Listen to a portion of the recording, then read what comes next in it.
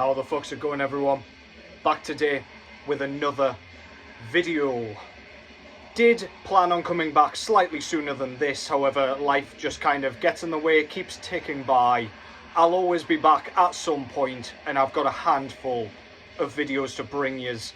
I did plan on doing my 2025 metal tag video for the next one, however it's just such a massive job. I'll have to pull out so many records, and I've got a lot to put away at the moment. I've got a lot of records just down here sitting in limbo, so I figured I would do that after I've kind of done a little bit of getting my shit together, basically. So I thought I would come back with a vinyl update, collection update, whatever you want to call it. I've got a bunch to show, as I say, it's all down here, so I might as well get through some of this just so we're not waiting around and causing a hideous pile-up of records. So yeah, hope yous are doing well.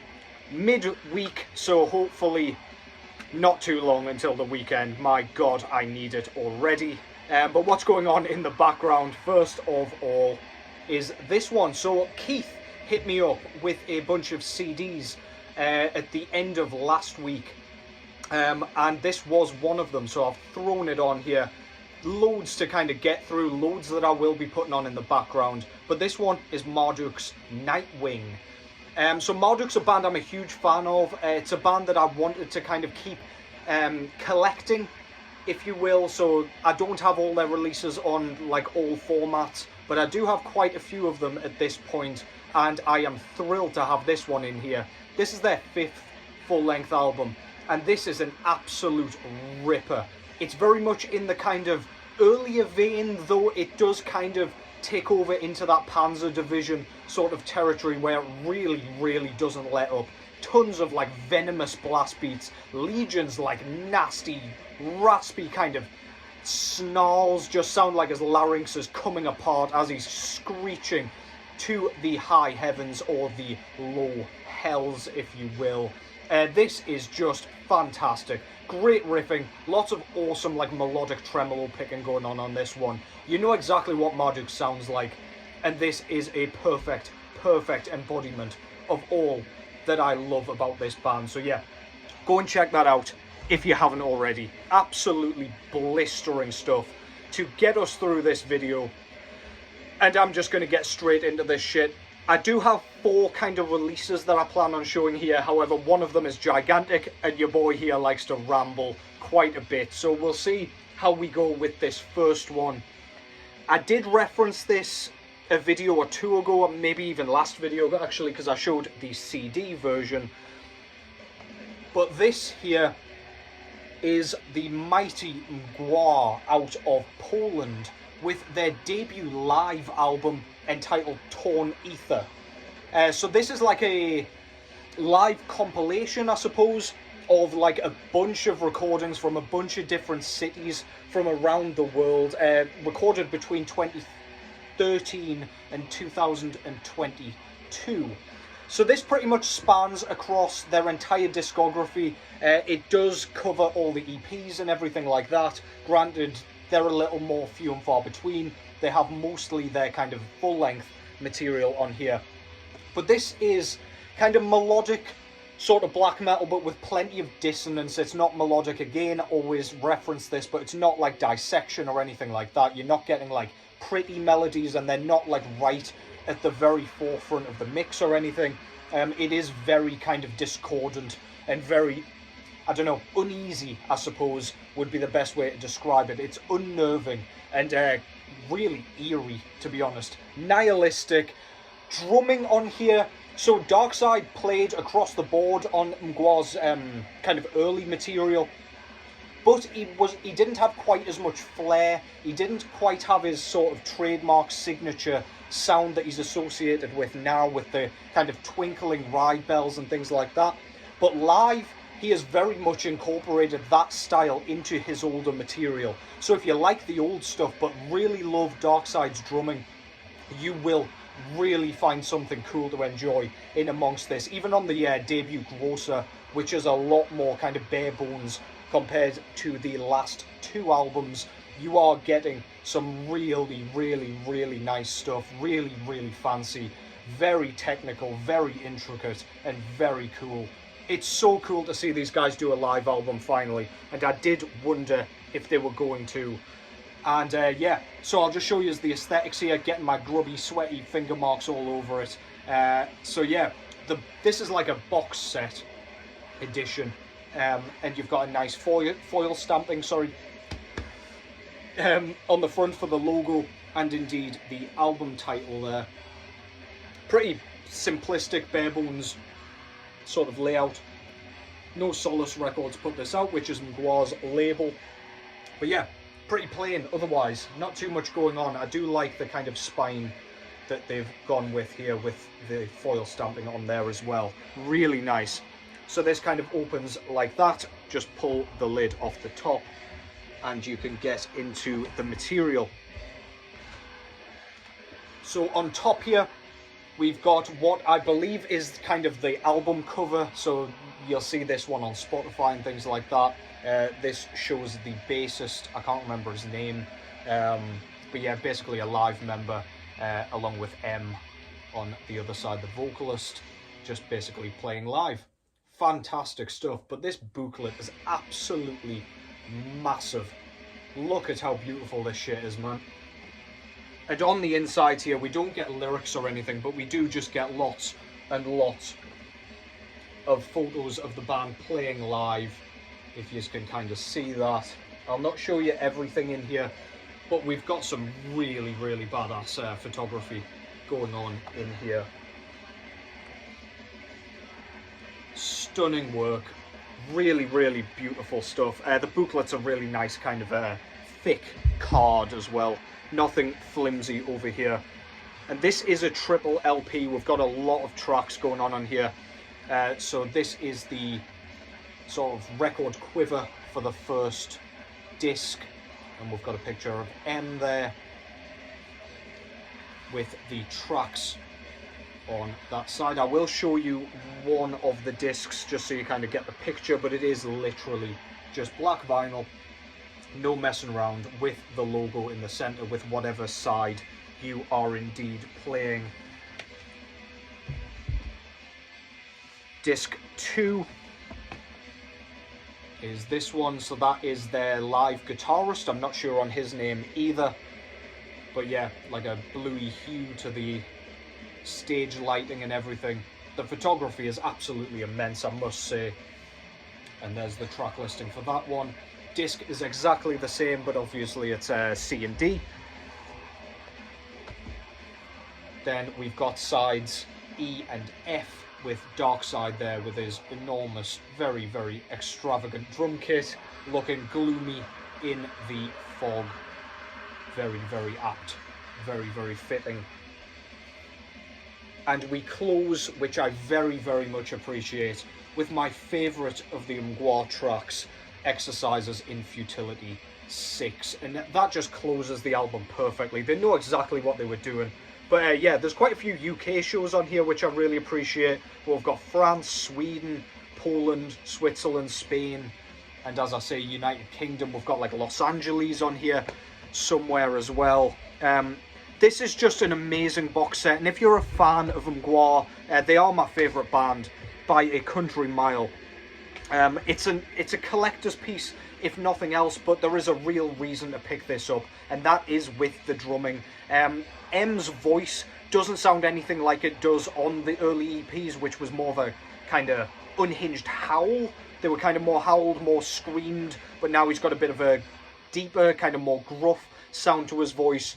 And yeah, that's kind of what he does live, along with some backing vocals from the bassist. And it just provides a different kind of, I don't know, a different insight into the sound of these tracks and what they can sound like with different elements added. So yeah, if you're absolutely smitten with Mgła, as I am, this is a must. Please go and pick this up, or at least check it out.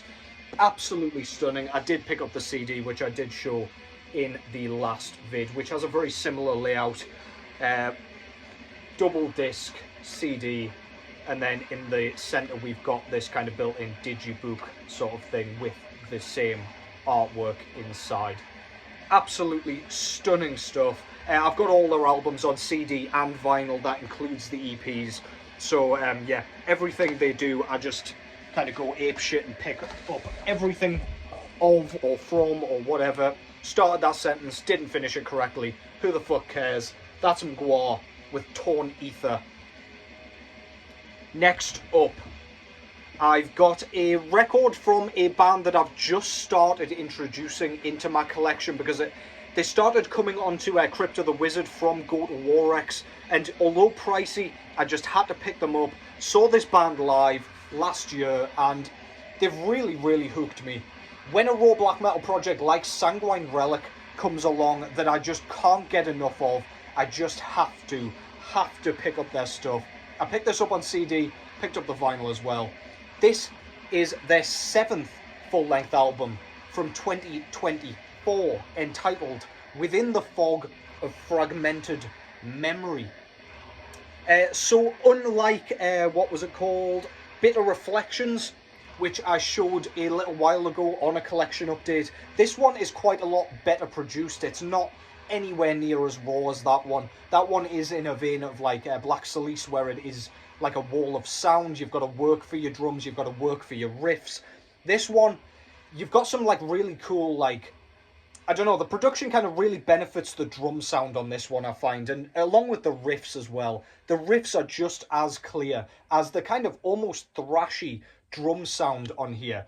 We have got that kind of croaky, crackly, nasty, evil sounding kind of vocal style, but again, everything pokes through. This is kind of how I like my raw black metal, although granted, Black Salice is my favourite of these kinds of bands. This just sounds absolutely massive. It sounds epic, it sounds evil, eerie, kind of mystical and very mysterious, transcendental almost at times. It's almost hypnotic to me. You just kind of sit in a trance and just zone out, get absolutely absorbed and enveloped in this completely malevolent sound. It is so good. This band's out of USA, by the way, and yeah, not a band I ever expected to see live, but I mean, I just love this style. I love the kind of element of deceptive beauty that comes through with bands like this, where it's just so oppressive and claustrophobic, yet it really does have that emotion to it, through the rawness and through the chaos. But it really is a stunning, stunning release. Absolutely brilliant. Please go and check this out if you haven't already. This might have ended up on my year-end list if I had indeed picked this up prior, but yeah, it wasn't kind of released until the very back end of last year, on vinyl at least. So yeah, anyway, front cover there. We've got their logo up top here, pretty simple, pretty easy to read, with our guy here just lurking about in the woods in his corpse paint. I like to think this is just what these guys do. They just run around kind of gurning and grinning into cameras or whatever. He seems to like have taken a real liking to that tree, actually, and I can appreciate it, actually. That is a nice tree. Yeah, just in his cloak and his gauntlets and shit. Really, really cool. But yeah, love that. Obi strip with some Chinese lettering on there. I'm not exactly sure what any of the kind of Obi strip lettering says or anything. I assume it's just a kind of band name and all that good stuff. But yeah, really, really badass stuff, man. As I say, Go to Warx put this out. We've got their very, very extravagant, long-ass track titles there with the band name and indeed the album title. We do get an insert on this one as well. Plain black vinyl, I will not show you, but yeah, there he is, just kind of lurking about in a church. Not really sure what's happened there. Looks like he's farted and he's really, really happy about it. But yeah, really cool. Love that with the kind of, I don't know, church window or whatever's going on in the background there. Pentagram with the almighty Satan within, with some credits and recording information and things like that. The studio where instruments were recorded lay in ruins. There you go. So they go from dilapidated building to dilapidated building, recording their shit with a potato. And that's how we like our raw black metal over here. So yeah, that's Sanguine Relic with Within the Fog of Fragmented Memory.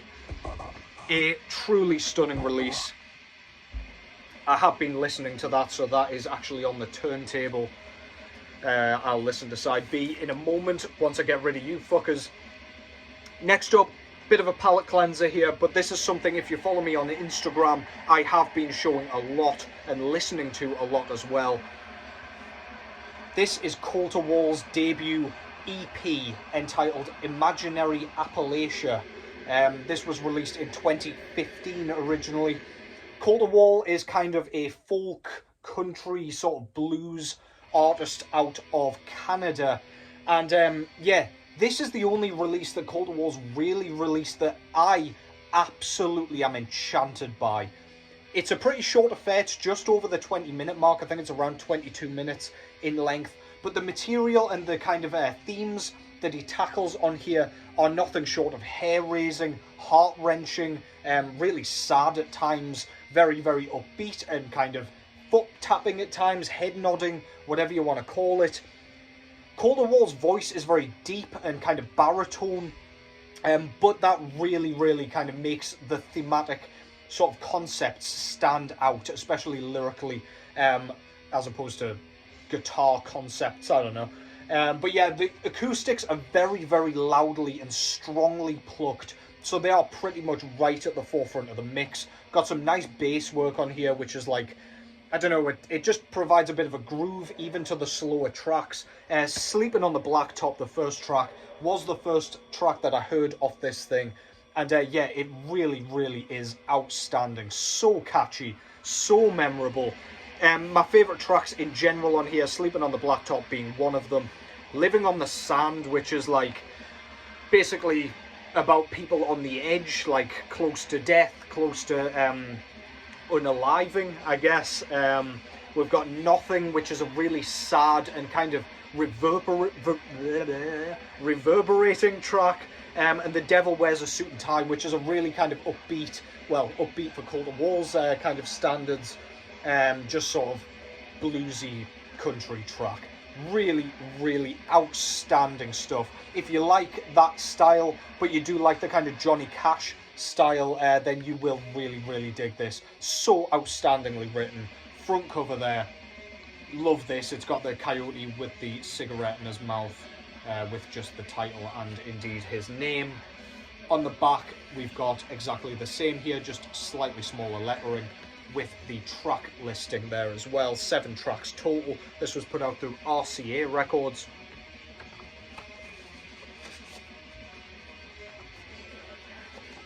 The record quiver comes with a picture of the man himself. Very fitting, very kind of, I don't know, sepia, I guess. And on the other side, we've got the lyrics for all the tracks there. And the disc or version that I got is this really nice kind of opaque red vinyl. Taken me way too long to grab this thing. I absolutely adore it. Cannot get enough of it. If you do need a palate cleanser, but you want something still a bit thought-provoking and a bit emotive, then look no further than this. That's Colter with Imaginary Appalachia. We are at the 18-minute mark, but I will blast through the final record that I had pulled here, which is this one. This is Bewitched out of Sweden with their sophomore full-length album entitled Pentagram Prayers. This was released in 1997 originally. This is blackened thrash mixed with a bit of speed metal, if you ask me anyway. It very much has that sound that you will associate with that kind of description of the subgenre. Very, very, very well written though. This isn't just another kind of black thrash band where you could throw it on, could be anyone. This really has its own sound. The guitar sound particularly has a really traditional sort of heavy metal, kind of traditional metal sort of sound where it's just like, I don't know, it almost harkens back to like Motorhead. However, again, it's not in that like Midnight style where, again, lots of clone bands, so little time. It does kind of sound like a heavy metal record, but then we've got some really nice kind of blackened riffs. It's the melodies, it's the tone, it's everything. It just sounds evil, infernal, blasphemous, all of that good stuff. The vocals are snarled, nasty, harsh, high-pitched, and each track is just, every track has like a lick or a hook or a riff that just keeps you completely occupied. This is near the 50-minute mark, and yet it doesn't skip a beat. It doesn't lose your interest nor your attention at all whatsoever. It's just outstandingly written. This is my most listened to album of the year by far, along with that Colter record.